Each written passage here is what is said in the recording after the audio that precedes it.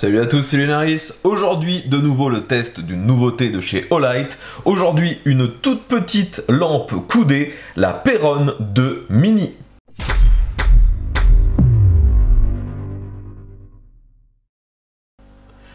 Les amis, vous le savez maintenant, j'ai l'habitude de tester les nouveautés de chez Olight et aujourd'hui, on est sur une gamme de lampes que j'apprécie tout particulièrement, les Perron. Donc on est sur un format mini et clairement c'est peut-être pour moi une des lampes les plus pratiques au quotidien justement à cause de son format coudé. Donc si vous suivez mes vidéos depuis longtemps, vous aviez probablement vu il y a de ça maintenant à peu près un an le test de l'ancienne génération de cette lampe qui s'appelait tout simplement la Perron Mini. Je l'ai d'ailleurs juste ici. Et vous pouvez voir que les deux lampes ont des formats quasi identiques. Donc aujourd'hui, pour tester les réelles capacités de cette nouvelle Perron 2 Mini, eh bien, même test que d'habitude, première partie en intérieur, puis en extérieur, et surtout comparatif entre les deux, savoir si la nouvelle est meilleure que l'ancienne. Donc, on commence les tests, bien sûr, les deux sont en mode faible. Donc, on peut voir qu'en mode faible, il n'y a pas une grosse différence. Les deux éclairent à peu près de la même manière. Ouais, c'est difficile vraiment, aussi bien à la caméra qu'à l'œil nu, de voir une différence. Maintenant, mode 2.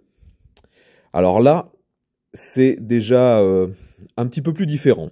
Celle-ci, à droite, donc la Perron Mini 2, éclaire de manière un peu plus focalisée. On voit un cercle de lumière, alors que sur la Mini, eh bien, c'est complètement diffus.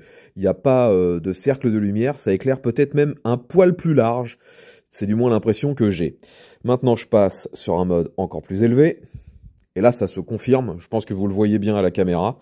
Sur la 2, il y a un cercle de lumière, alors que sur la première, c'est complètement lisse. Personnellement, j'aurais presque tendance à préférer l'éclairage de la 1, mais c'est vrai que pour voir quelque chose de précis, l'éclairage de la 2 est peut-être meilleur. Maintenant, je passe...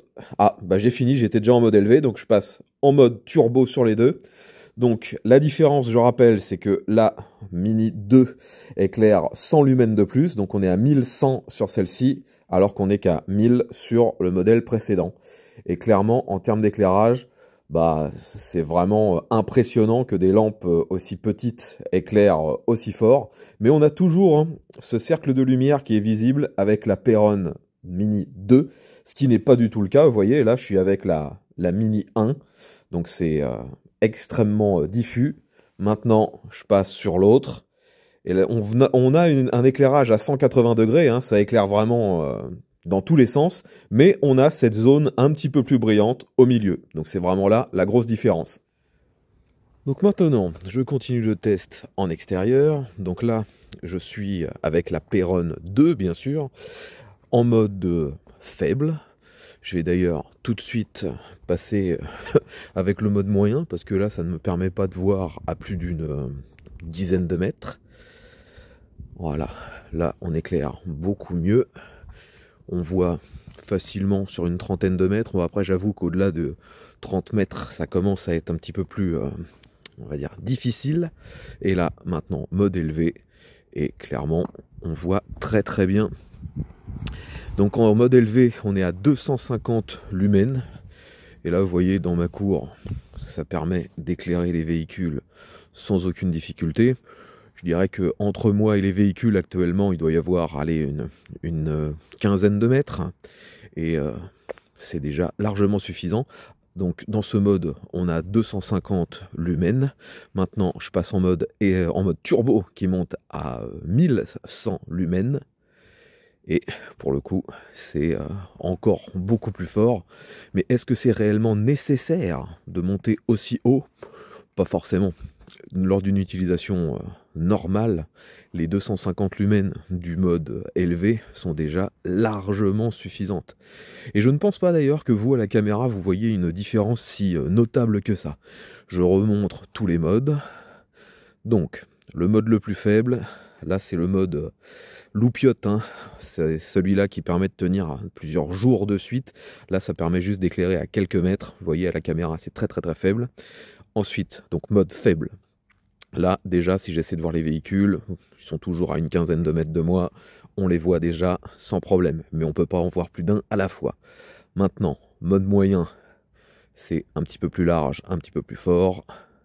Mode élevé, donc à 250 lumens. Franchement, un mode qui est parfait, largement suffisant. Et le mode turbo, là forcément c'est beaucoup plus brillant. Mais est-ce que c'est réellement nécessaire? Là, c'est à vous de voir. Donc je pense, au vu de ce que vous avez pu découvrir avec moi lors des tests, qu'on ne peut pas réellement trouver un gagnant sur le comparatif entre ces deux lampes. D'ailleurs, quand on met les deux optiques côte à côte, on s'aperçoit bien que les deux lentilles n'ont pas réellement la même forme.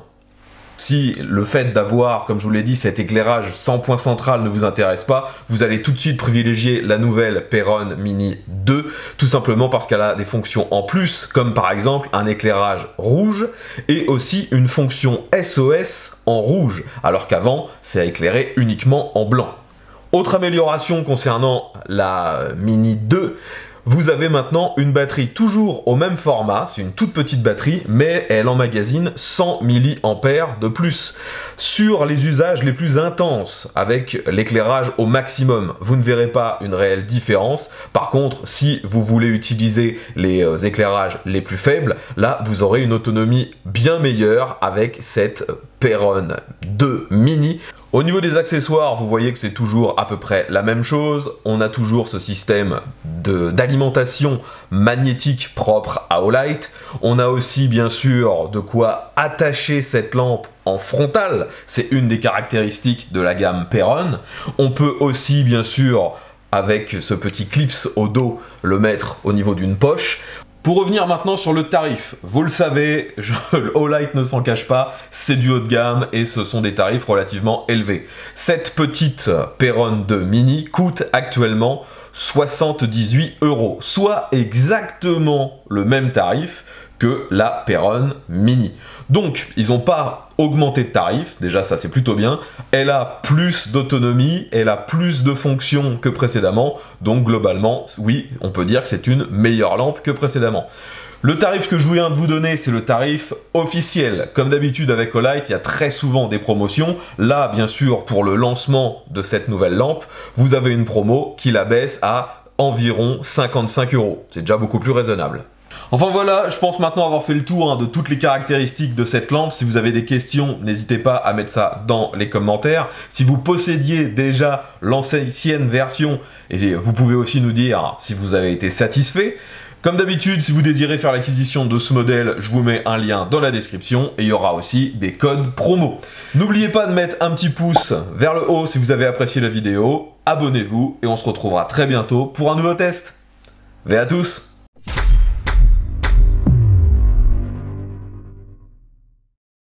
Autre caractéristique identique sur les deux, elles sont aimantées. Donc vous pouvez clairement mettre ça sur une surface métallique et l'utiliser pour vous éclairer en bricolant ou pour autre chose. Franchement, je trouve ça toujours aussi pratique.